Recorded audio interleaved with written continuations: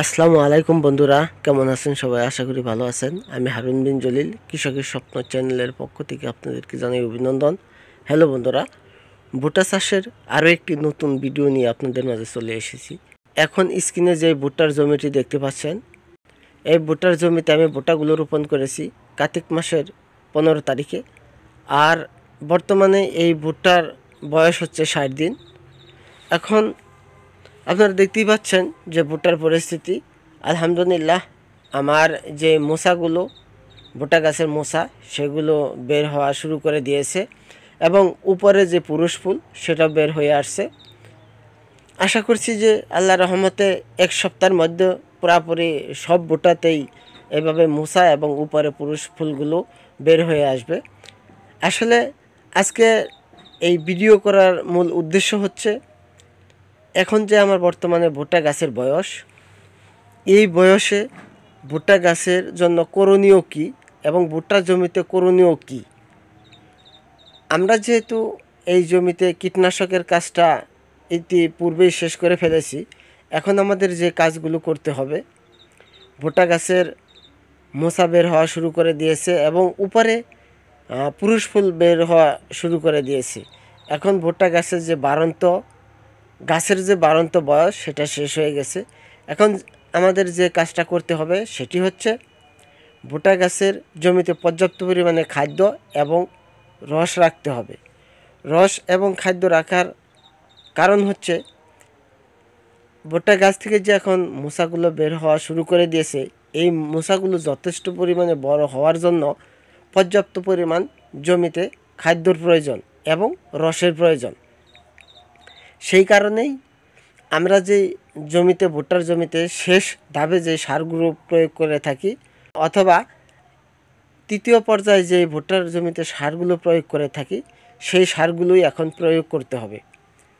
ইতিপূর্বে আমরা জমিতে অনেক রকমের সারগুলো প্রয়োগ করে ফেলেছি, সেটি হচ্ছে গাছের গ্রোথ এবং গাছকে বড় করার জন্য, গাছের মোটা করার জন্য। এখন গাছের চিন্তা করলে আর চলবে না। এখন যে কাজ চিন্তা করতে হবে সেটি হচ্ছে, কিভাবে ভুট্টা গাছের যে মোসাগুলো বের হচ্ছে সেই মোসাগুলোকে লম্বা এবং বড় করা যায়, সেটাই আমাদের মূল লক্ষ্য। সেই কারণেই মাটিতে পর্যাপ্ত পরিমাণে রস এবং জমিতে পর্যাপ্ত পরিমাণে খাদ্য থাকতে হবে, যাতে করে সেই খাদ্য থেকেই ভুট্টাগুলো অতি তাড়াতাড়ি বড় হতে পারে এবং মোটা হতে পারে। সেজন্য এখন আমাদের যে সারটা প্রয়োগ করতে হবে সেটি হচ্ছে মূলত শুধুই ইউরিয়া যে সার, অনেকেই সাদা সার বলে থাকে, সেই সাদা সারটাই আমাদের জমিতে প্রয়োগ করতে হবে। আমি গতকাল আমার এই জমিতে পানি সেচ দিয়েছি, আর আজকে আমার এই জমিতে সার দেওয়ার জন্য চলে এসেছি। আমার এই 3.5 কাঠার জমিতে আমি এখন 40 কেজি সার প্রয়োগ করব, কারণ ইতিপূর্বে হিসাব করে আমার সব সার প্রয়োগ করার পর এখন আমার 40 কেজি সার মাত্র বাদ রয়েছে। 40 কেজি নয়, 35 কেজির মতো, কিন্তু আমি আরও 5 কেজি সার ওভার দিচ্ছি, কারণ এরপরে আর জমিতে কোনো সার প্রয়োগ করা যাবে না, কারণ সার প্রয়োগ করার সময়ও নেই।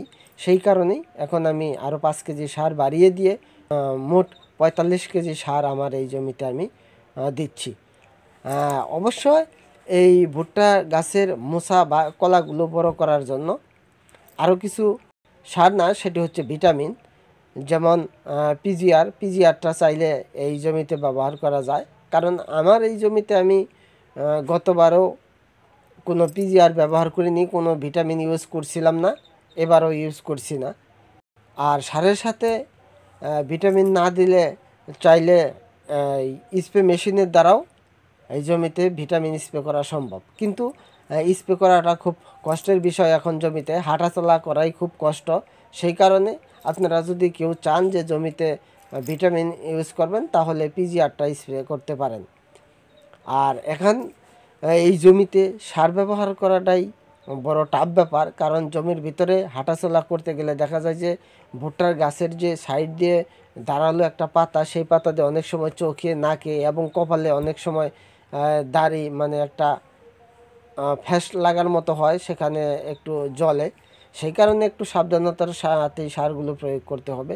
লাইনের মাঝখানে যেহেতু সারগুলো প্রয়োগ করা হয়, আমি অবশ্য এইভাবে প্রয়োগ করছি, দেখা যাক কি হয়। যাই হোক বন্ধুরা, আজকের ভিডিও তাহলে এখানে শেষ করতে যাচ্ছি। ভিডিওটি যদি আপনাদের ভালো লাগে তাহলে অবশ্যই লাইক কমেন্ট শেয়ার করবেন। আর যারা আমার চ্যানেলে নতুন তারা অবশ্যই আমার চ্যানেলটি সাবস্ক্রাইব করে রাখবেন। ধন্যবাদ।